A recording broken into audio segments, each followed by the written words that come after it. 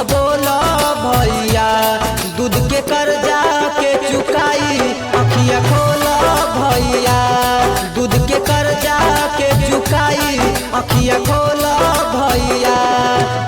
मोहनी जाल में पड़ के भैया बन गईला कसाई अखिया खोला भैया कुछ तो बोला भैया दूध के कर्जा के चुकाई अखिया खोला भैया दूध के कर्जा के चुकाई अखिया खोला भैया।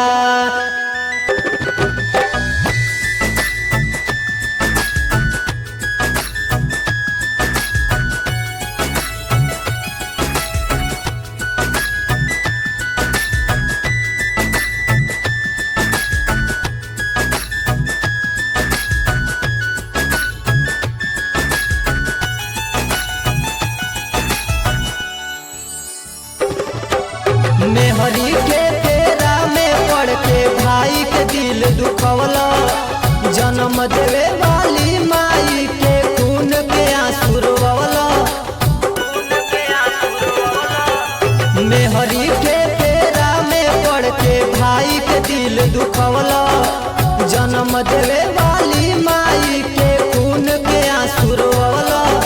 सोचत हुई है पाल पोस के कोई बहुत बुराई अरे कैनी बहुत बुराई अखिया खोला भैया कुछ तो बोला भैया दूध के कर्जा के चुकाई अखिया खोला भैया दूध के कर्जा के चुकाई अखिया खोला भैया।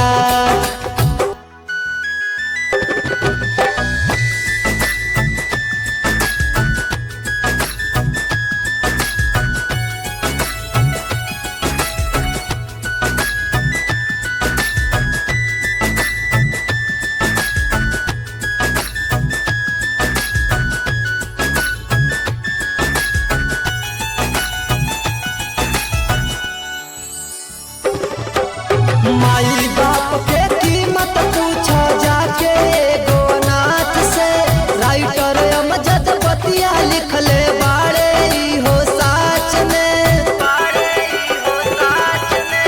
माई बाप के कीमत पूछा जाके गोनाथ से राइटर अमजद बतिया लिखले बाड़े हो साच में। डिस्को राजा गीतिया गवले आ गईले अरे आ गईले रोवाई अखिया खोला भैया कुछ तो बोला भैया दूध के कर्जा